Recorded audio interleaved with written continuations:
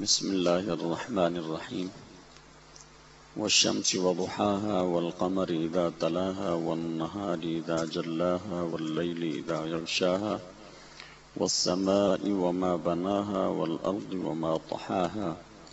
ونفس وما سواها فألهمها فجورها وتقواها قد أفلح من زكاها وقد خاب من دساها صدق الله العظيم.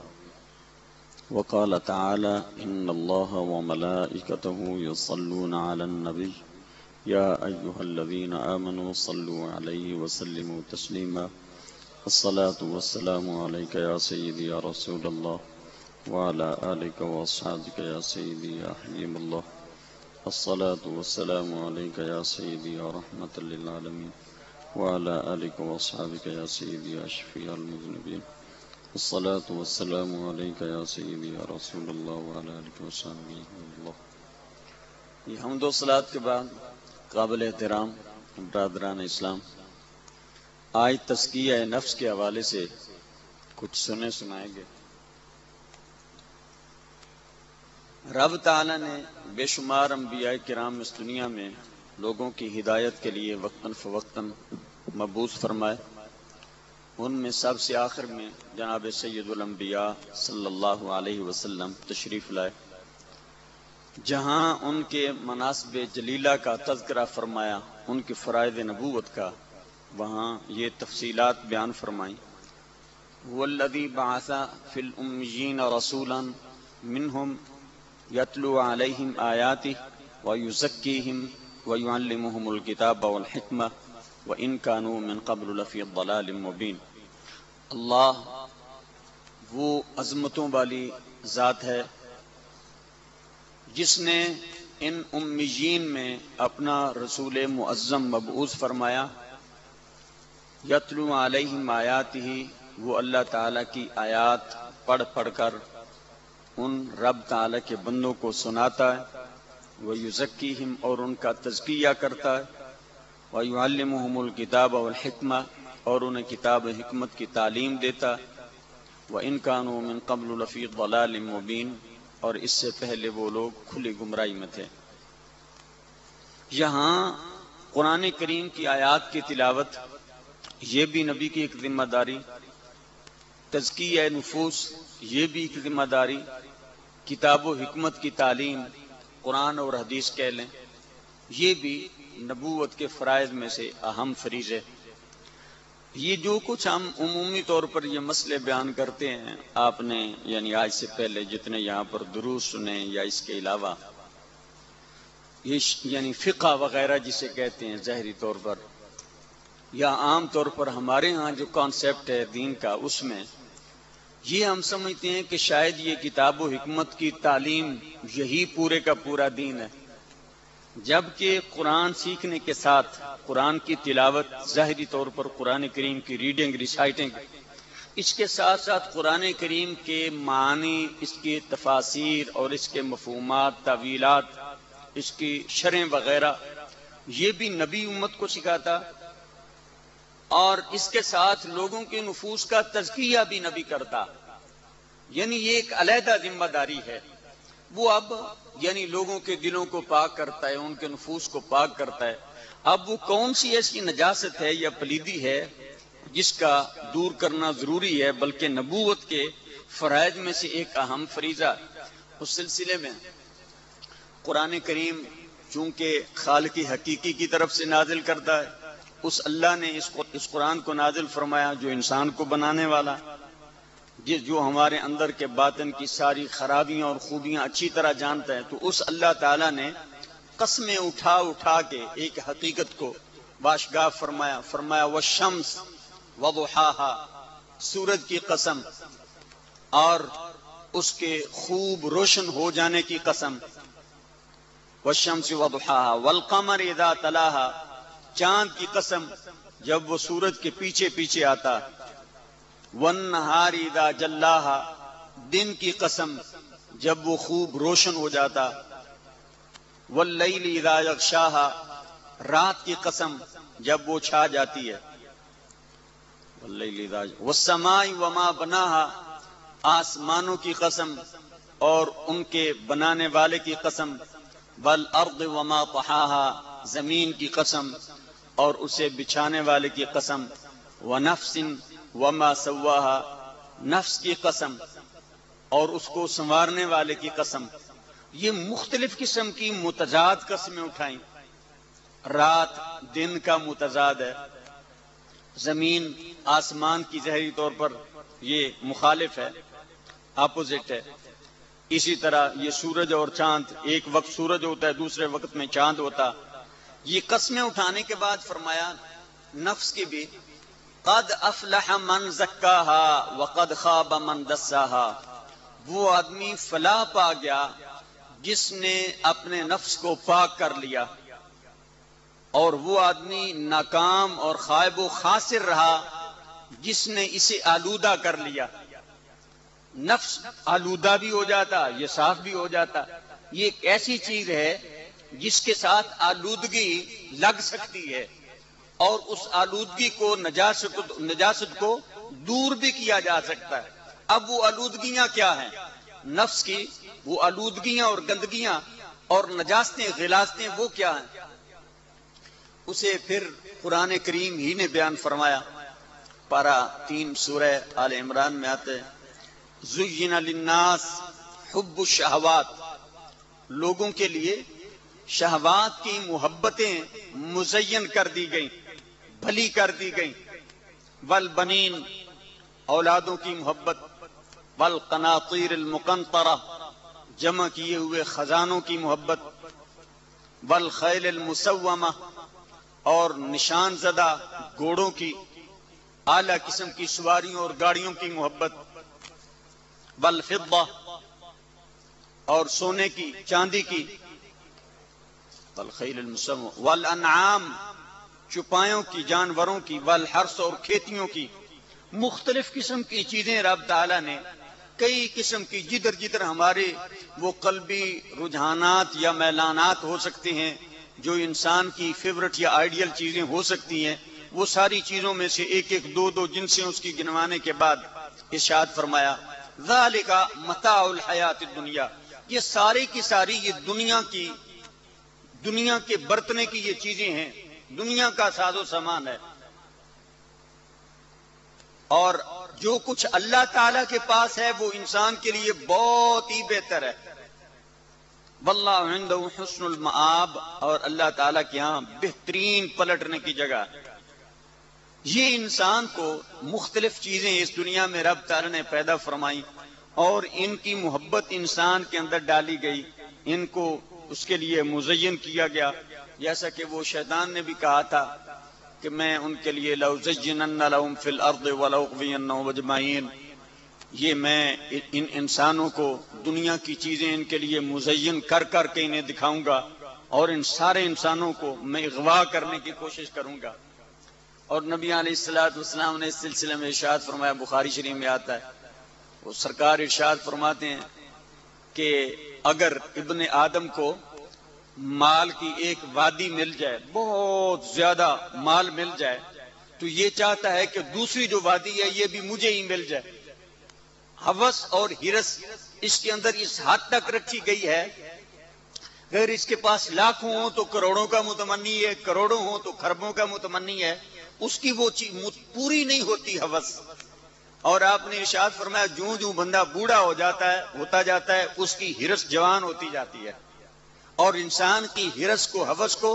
سوائے قبر کی مٹی کے کوئی چیز نہیں بھر سکتی۔ یہ ہرس، یہ ہوس، یہ لگاتار بڑھتی رہتی ہے، اور یہی انسان کا اصل پینڈا بھی یہی چیز کھوٹا کرتی ہے۔ نبی کریم علیہ السلام نے اس سلسلے میں عملی طور پر بھی آپ نے اپنے عمل کے ذریعے سے، تعلیمات کے ذریعے سے، توجہ کے ذریعے سے لوگوں کے اندر سے یہ دنیا کی محبت کو ٹھنڈا فرمایا اور آخرت کی محبت کو غالب فرمایا۔ قرآن کریم میں آتا ہے قد افلح من تزکا وذکر اسم ربہ فصلی بل تؤثرون الحیاۃ الدنیا والآخرۃ خیر وابقی۔ رب تعالیٰ فرماتے ہیں کامیاب وہی ہے جس نے دنیا کی محبتوں کی ان نجاستوں سے اپنی صفائی کر لی، اور اللہ تعالیٰ کو یاد کرتا رہا اور اس نے نمازیں پڑھی، لیکن لوگوں حال یہ ہے کہ تم دنیا کی محبت کو اور دنیا کی زندگی کو تم ترجیح دیتے ہو آخرت پر، حالانکہ آخرت تمہارے لیے زیادہ بہتر ہے، آخرت ہمارے لیے زیادہ بہتر ہے، لیکن ہم اسی دنیا کی زندگی کو ترجیح دیتے ہیں۔ نبی اکرم صلی اللہ تعالی علیہ وسلم نے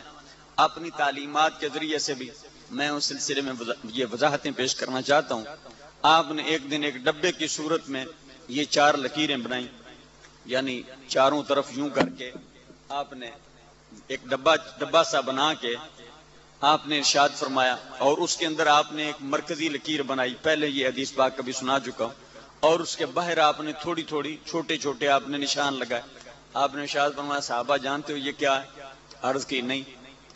آپ نے ارشاد فرمایا یہ جو میں نے ڈبہ بنایا نا یہ انسان کی موت ہے، اور یہ اس کے اندر جو مرکزی لکیر ہے یہ انسان کی زندگی ہے، زندگی کو چاروں طرف نے موت کو گھیرا ہوا، اور آپ نے اس مرکزی لکیر پر چھوٹے چھوٹے یوں کر کے کراس خط لگائے۔ آپ نے فرمایا یہ جو اس پر چھوٹے چھوٹے نشانات لگائے ہیں، کراس اس کی جو لکیریں ہیں، یہ انسان کی زندگی میں آنے والے حوادث اور مصیبتیں ہیں، ایک سے نکلتا ہے دوسرے میں پھنس جاتا، اس سے نکلتا ہے تیسرے میں پھنس جاتا، اور ڈبے سے باہر آپ نے چھوٹے چھوٹے نشان لائے۔ آپ نے فرمایا پتہ یہ کیا ہے؟ عرض کی نہیں۔ آپ نے ارشاد فرمایا یہ انسان کی خواہشات ہیں جو موت سے باہر کی ہیں، موت قریب ہے اور انسان نے ایسی ایسی پلاننگ بنا لی ہے، اتنے بڑے بڑے اس کے وہ مضمومات اور اس کے تخیلات اور اس کی خواہشات ہیں جو موت سے بھی آگے تک کی پلاننگ کرتی ہیں۔ آپ نے ارشاد فرمایا یہ انسان کی زندگی، ظاہری طور پر آپ نے، عملی طور پر بھی آپ نے یہ ارشاد فرمایا۔ آپ نے وہ کسی دن تشریف لے جا رہے تھے، راستے میں آپ نے ایک درخت کے نیچے تھوڑی دیر کے لیے دوپہر کو سٹے فرمایا، تو صحابہ کو آپ نے ارشاد فرمایا اے صحابہ ہمارا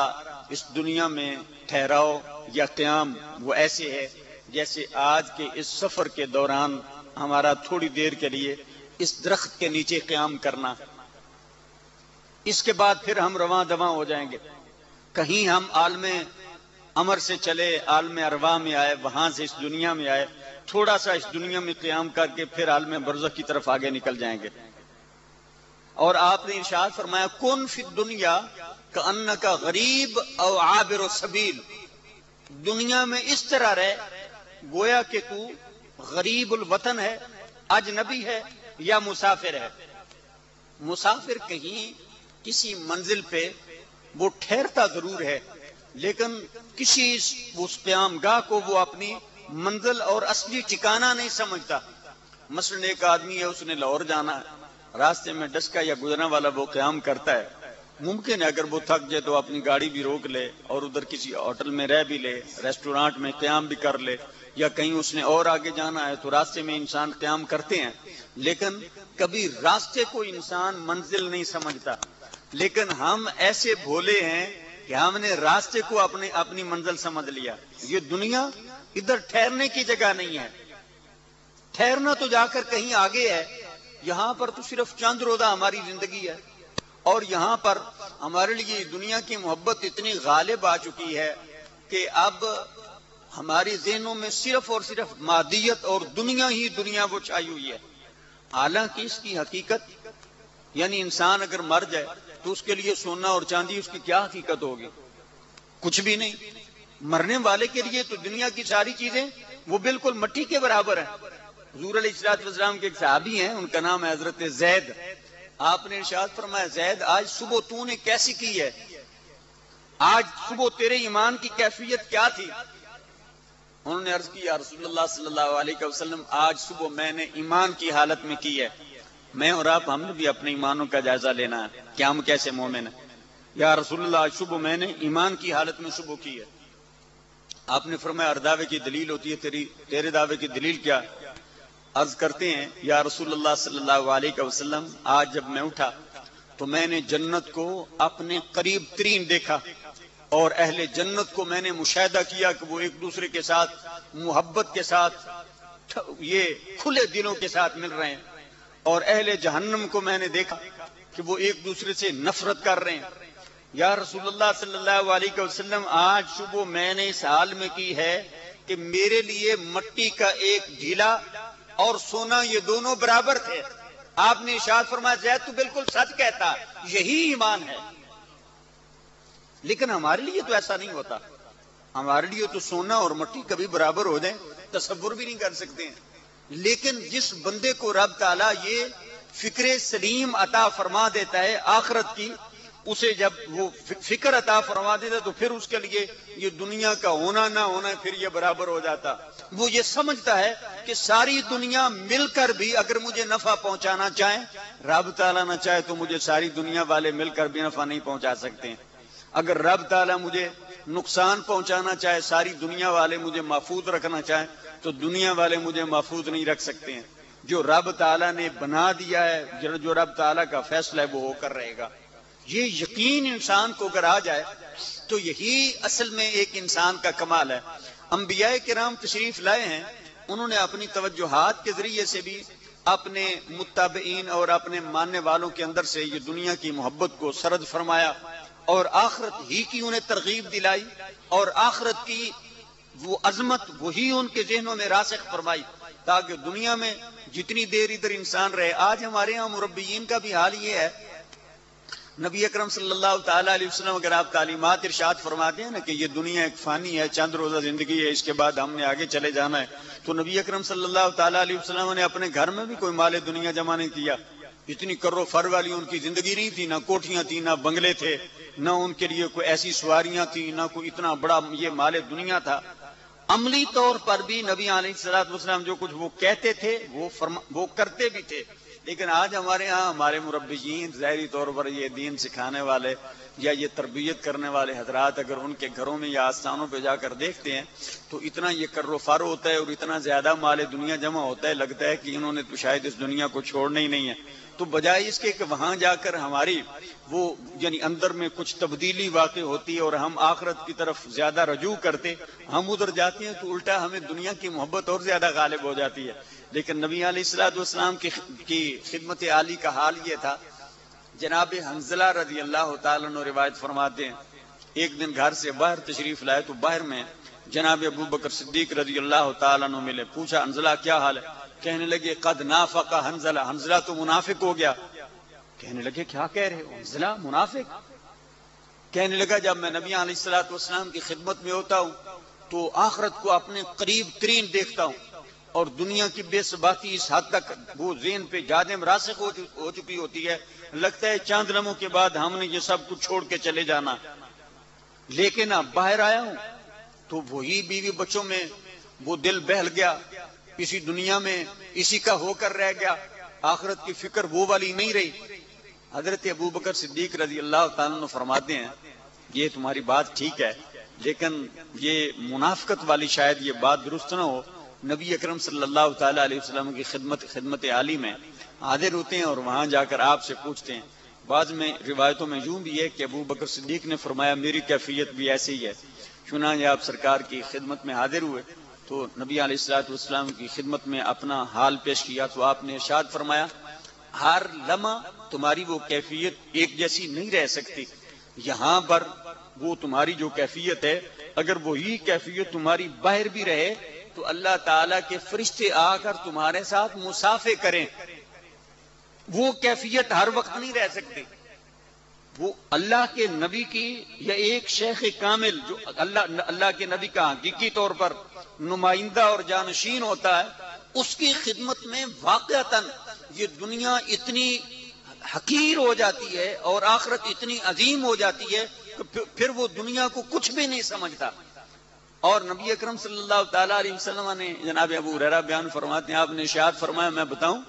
اللہ کے بندوں کی علامت کیا ہے، اللہ کے بندوں کی نشانی کیا ہے؟ یا رسول اللہ ارشاد فرمایا تو آپ نے ارشاد فرمایا اذا رؤوا ذکر اللہ کے بندوں کی علامت یہ ہے کہ جب انہیں تم دیکھو تو تمہیں اللہ یاد آ جائے،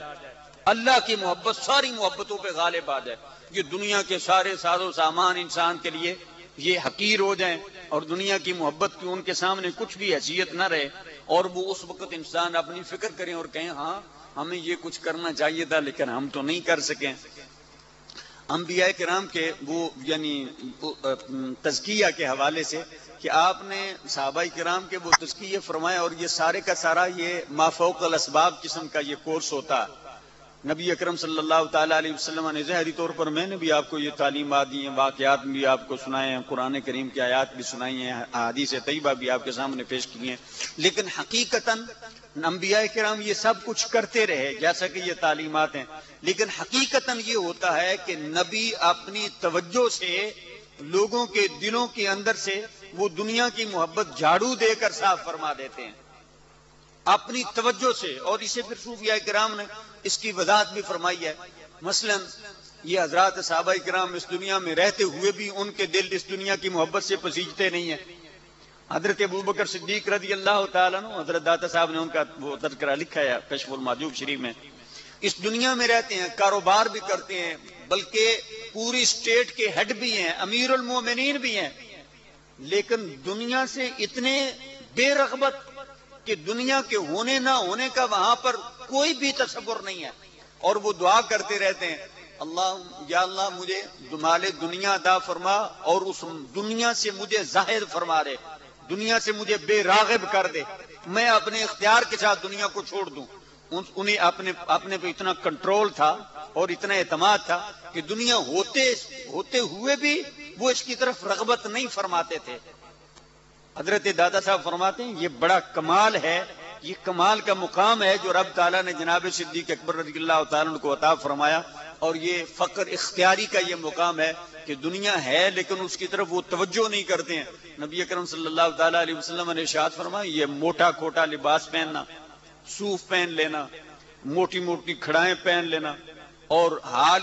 یہ اس قسم کا بنا لینا، آپ نے فرمایا یہ زہد نہیں ہے، دنیا سے بے رغبتی یہ نہیں ہے، اصل زہد یہ ہے کہ کوئی بندہ لباس خواہ کیسا ہی پہنے لیکن دنیا کی محبت اس کے دل میں نہ ہو، دنیا اس کے سامنے حقیر ہو، آخرت کی عظمت اس پر چھائی ہوئی ہو، اور آخرت میں اللہ کے حضور حاضری کا اس بندے کو یقین ہو۔ ہمارے وہ شیخ فرمایا کرتے تھے، فرماتے کہ دنیا میں اس طرح رہو جس طرح کہ بطخ یہ پانی میں رہتی ہے، سارا دن وہ پانی میں رہتی ہے، پانی اس کے وہ پروں پہ لگتا ہے لیکن لگ کے نیچے گرتا رہتا ہے، پانی اس کے اندر داخل نہیں ہوتا۔ یہ جس طرح کی کشتی ہے، سارا دن رات وہ پانی میں رہتی ہے لیکن اس کے اندر پانی نہیں پڑتا، اگر اس کے اندر پانی پڑ جائے تو وہ کشتی ڈوب جائے۔ پانی میں رہو لیکن پانی اندر نہ جائے، دنیا میں رہو، کاروبار بھی کرو ابوبکر صدیق کی طرح، بچے بھی پالو، بیویاں بھی ہوں، سب کچھ ہو، لیکن ان کی محبت یہ آخرت کی محبت پہ کبھی غالب نہیں آئے۔ اگر یہ آئے تو یہ ہے اصل دین، اور یہ ہے طریقت، اور یہی تصوف ہے۔ جس بندے کو یہ اس قسم کا مقام حاصل ہو جائے، اور یہ حضرات صحابہ کرام کو الحمدللہ یہ کیفیات حاصل تھی، اگر کبھی عارضی طور پر ان پر اگر کبھی دنیا کی محبت غالب آئی تو رب تعالی نے فوری طور پر ان کی رہنمائی اور دستگیری فرمائی اور پھر انہیں اس سے نجات دلوا دی۔ نبی اکرم صلی اللہ تعالی علیہ وسلم اپنی توجہات سے کتنے ایسے لوگ آئے جو دنیا کے بڑے دل دادا تھے، لیکن نبی اکرم صلی اللہ تعالی علیہ وسلم نے ایک ہی لمحے میں ان صحابہ کرام کے اندر سے وہ دنیا کی ساری محبتیں سرد فرما کے انہیں آخرت کی محبتوں کا امین اور آخرت کی دولتوں کا وارث بنا دیا۔ جناب ابو ذر غفاری، حضرت سلمان فارسی، حضرت ابو ہریرہ رضی اللہ تعالی عنہ، اور یہ حضرات ایسے ہیں، ابو ہریرہ فرماتے ہیں کہ میں 70 ایسے صحابہ کو جانتا ہوں جن کے پاس صرف ایک چادر ہوتی تھی اور وہ اسی کو یہاں سے لپیٹتے اور ادھر لا کر اسے گانٹھ لیتے، قمیص وغیرہ نہیں ہوتی تھی، پہننے کے لیے جوتا بھی نہیں ہوتا تھا، اگر یہ مال دنیا کمانا چاہتے تو یہ دنیا کے ڈھیر لگا دیتے۔ اور یہی وہ حضرت ابو ہریرہ ہیں جنہیں غالباً بنو قینقاع کے جو یہودی تھے، بڑے مالدار سنیارے تھے،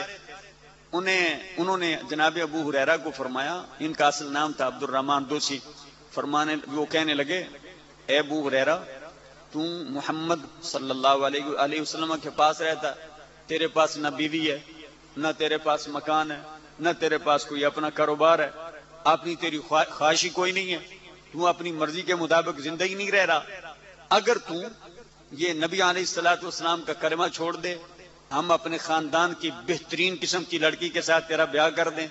اعلیٰ قسم کی تمہیں کوٹھی دیں، خوبصورت اور اعلیٰ قسم کا ہم تمہیں کاروبار اسٹیبلش کر کے دیں، لیکن شرط یہی ہے کہ محمد عربی صلی اللہ تعالیٰ علیہ وسلم کا کلمہ چھوڑ دو۔ حضرت ابو ہریرہ رضی اللہ تعالیٰ عنہ نے فرمایا، او کملو نادانو، تم مجھے نبی علیہ السلام کا کلمہ چھڑوا کر یہ چیزیں دینا چاہتے ہو؟ خدا کی قسم اگر ساری کائنات بھی مجھے دے دو تو نبی علیہ السلام کے قدموں پر میں سب کچھ نشاور کرنے کے لیے تیار ہوں۔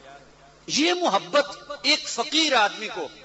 جو بالکل خانہ برباد قسم کا آدمی ہے، جس کا اپنا کچھ بھی نہیں، اس کے اندر یہ محبت کیوں جادم راسخ ہو گئی؟ صرف اس لیے کہ یہ نبی علیہ السلام کی یہ توجہ کا یہ فیضان تھا۔ کچھ بھی نہیں ہے لیکن اس کے باوجود دل ان کا غنی ہے، اللہ تعالیٰ کی محبت کے ساتھ، اور اللہ تعالیٰ کے ساتھ ان کے دل مطمئن ہیں۔ دنیا کی حقیقت کا انہوں نے اسی دنیا میں رہ کر مشاہدہ فرما لیا تھا۔ ہم بھی اگلے جہان میں جائیں گے، قرآن فرماتا ہے ہر بندہ کہے گا ربنا ابصرنا وسمعنا فرجعنا نعمل صالحا انا موقنون، یا اللہ اب آخرت میں آ کر ہم نے اپنی آنکھوں سے وہ سب کچھ دیکھ لیا اور ہمیں یقین آ گیا ہے، جو کچھ تیرے انبیاء کرام دنیا میں کہا کرتے تھے، جو کچھ تو نے ہمیں دنیا میں آخرت کے متعلق بتایا، آج ہمیں آ کر یقین آ گیا۔ فرجعنا نعمل صالحا، اب ہمیں دنیا میں لوٹا، ایک بار لوٹا، بڑے نیک اعمال کریں گے۔ انا موقنون، اب تو ہمیں یقین کامل ہو چکا ہے، واقعتاً اسی طرح کی حقیقت ہے۔ اب ہم جائیں گے تو دنیا میں جا کر بڑے نیک اعمال کریں گے، لیکن میرے بھائی اس وقت پھر دوبارہ ہمیں یہ موقع نہیں دیا جائے گا۔ یہ بالکل آخری موقع ہے اور اس میں کسی قسم کے کوئی شک و شبے والی گنجائش نہیں۔ اگر آپ کو کوئی آدمی یہ کہتا ہے، مثلا روڈ پر کوئی آدمی جا رہے ہیں، کوئی آدمی کہتے ہیں جناب صاحب والے یہ نہر پہ وہاں پر ڈاکو بیٹھے ہیں، آگے نہ جاؤ ہلاک ہو جاؤ گے، وہ تمہیں مار ڈالیں گے، تمہارا مال لوٹ لیں گے، تو ممکن ہے کہ کوئی آدمی کہے یار 10-5 ہزار روپیہ کو پاس ہے، اگر جائیں گے تو وہ اتنا بڑا نقصان ہو جائے گا۔ لیکن اس خبر میں جھوٹ ہو سکتا ہے، ممکن ہے بانا ہو کہ جانے سے پہلے اٹھ گئے ہوں، لیکن جو کچھ نبی کریم علیہ السلام نے فرمایا اس میں کذب کا 1000واں، لاکھواں، کروڑواں شائبہ بھی نہیں ہے۔ وہ بات اسی طرح ہے جو کچھ نبی علیہ السلام نے فرمائی۔ آخرت اسی طرح دائمی ابدی ہے، وہاں کی نعمتیں وہ ایسی ہیں جیسا نبی علیہ السلام نے فرمایا، نہ کسی آنکھ نے دیکھا، نہ کسی کان نے سنا، نہ کسی دل میں اس کا خیال گزرا۔ وہ سب کچھ انسانوں کے لیے ہے، لیکن اس کے لیے جس نے کوئی کام آخرت کے لیے کیوں، اگر ہمارے یہی اعمال، ہماری نمازیں، روزے، ہماری یہ واعظ و نصیحت اور ہماری ظاہری طور پر یہ دنیا داری، اگر اس میں بھی ہمارا مقصود یہ ہے کہ رب تعالیٰ اس کے بدلے میں ہمیں دنیا میں عزت و آبرو عطا فرمائے، یا ایک عالم کہتا ہے کہ اس کے بدلے میں مجھے مال دنیا حاصل ہو جائے، جیسے نبی علیہ السلام نے مختلف لوگوں کے احوال بھی بیان فرمائے۔ ایک بندہ سخی ہے، سخاوت کرتا ہے، اس لیے کرتا ہے کہ لوگ مجھے سخی کہیں، بہادر ہے، ظاہری طور پر جان کا نذرانہ پیش کرتا ہے، لیکن اس لیے کہ لوگ مجھے نشان حیدر یا تمغہ جرت کے نام سے مجھے یاد کریں، میرے نام کو 4 چاند لگ جائیں وغیرہ وغیرہ۔ تو میرے بھائی اس سے آخرت میں کچھ نہیں ملے گا، آخرت میں سے کچھ نہیں ملے گا۔ قرآن فرماتے ہیں من کان یرید العاجلہ عجلنا له فیہا ما نشاء لمن نرید ثم جعلنا له جہنم۔ جو آدمی دنیا میں ہم سے دنیا ہی چاہتا ہے تو ہم جسے چاہتے ہیں وہ سب کچھ عطا فرما دیتے ہیں، لیکن آخرت میں اس کا ٹھکانہ جہنم ہوگا۔ ومن اراد الآخرۃ وسعى لها سعیها وهو مؤمن فاولئک کان سعیهم مشکورا۔ جس آدمی نے آخرت کا ارادہ فرمایا، ہر کام میں مقصود یہ کہ میرا اللہ راضی ہو جائے اور میری آخرت بہتر ہو جائے، نمازیں پڑھتا ہے تو اس لیے، صدقات خیرات کرتا ہے تو اس لیے، کسی کو سحری یا افطاری کرواتا ہے، کسی کو کپڑے لے کے دیتا ہے، مسجد بنواتا، کہیں صدقہ و خیرات کرتا ہے، جو بھی کام کرتا ہے مقصود آخرت ہوتا ہے۔ تو اب اللہ تعالیٰ کیا فرماتا ہے؟ وَسَعَىٰ سَعْيَهَا وَهُوَ مُؤْمِنٌ فَأُولَٰئِكَ كَانَ سَعْيُهُمْ مَشْكُورًا۔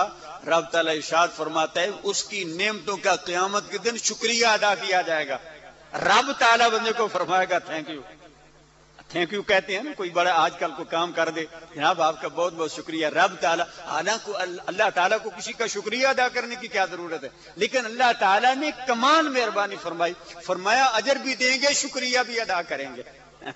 یہ اللہ تعالیٰ کی کمال مہربانی ہے کہ ایک انسان کے لیے۔ دوستو یہی اس دنیا میں ہمارے آنے کا مقصود ہے کہ ہم جتنا ہو سکے آخرت کے لیے ہم رجوع کریں اور آخرت ہی ہمارا مقصود ہو۔ دنیا میں اگر ہم والدین کی خدمت کرتے ہیں تو ہمارا مقصود آخرت، مسجد میں آتے ہیں تو ہمارا مقصود آخرت ہو، قرآن کی تلاوت کرتے ہیں یا سنتے ہیں، صدقہ و خیرات کرتے ہیں، کسی بھولے کو راستہ دکھاتے ہیں، کسی غریب کی مدد کرتے ہیں، کسی یتیم کے سر پہ ہاتھ پھیرتے ہیں، علی ھذا القیاس ہمارا مقصود آخرت ہی ہو، اگر اس طرح ہوگا ہم اللہ تعالیٰ ہی کے طلبگار ہوں گے، وہ اسی کی رضا ہمارا مقصود اور مطمع نظر ہوگی، تو پھر اللہ تعالیٰ کی بارگاہ سے توقع ہے کہ اللہ تعالیٰ اس دنیا میں رہتے ہوئے جو چند کمیاں کوتاہیاں ہوں گی اپنے فضل و کرم سے وہ معاف فرما دے گا۔ لیکن اگر ہمارا مقصود ہی یہ غیر مسلموں کافروں کی طرح یہی مادیت ہی رہی، یہی دنیا کی محبت ہی ہمارا اور دنیا ہی ہمارا قبلہ و کعبہ بن گئی، تو پھر خدا تعالیٰ کی بارگاہ سے جیسا کہ وہ نبی اکرم صلی اللہ تعالیٰ علیہ وسلم نے ارشاد فرمایا، کتنے ایسے لوگ ہوں گے جن کے پاس ظاہری طور پر اعمال بڑے ہوں گے لیکن ان کی نیتیں درست نہیں ہوں گی، تو رب تعالیٰ کی بارگاہ میں جب وہ جائیں گے بندہ کہے گا یا اللہ میں نے تو اتنے اعمال کی، رب تعالیٰ ارشاد فرمائے گا جاؤ جس کے لیے کیے تھے اسی سے جا کر اپنا اجر بھی مانگو، نہ تم نے میرے لیے کچھ کیا تھا نہ ہی میں تمہارے کسی اجر کا ذمہ دار ہوں۔ یہ ہمارے ریاکاری کے اعمال، ریاکاری کی ہماری یہ نیکیاں اللہ تعالیٰ کی بارگاہ میں ان کی بھی کوئی قدر ویلیو نہیں ہے، اور اگر اخلاص کے ساتھ کیے ہوئے کوئی چھوٹے چھوٹے اعمال اگر اللہ تعالیٰ انہیں قبول فرما لے تو شاید وہی ہمارے لیے ذریعہ نجات ہوں۔ اللہ تعالیٰ مجھے اور آپ کو سنبھلنے، سمجھنے اور آخرت کی تیاری کی توفیق عطا فرمائے۔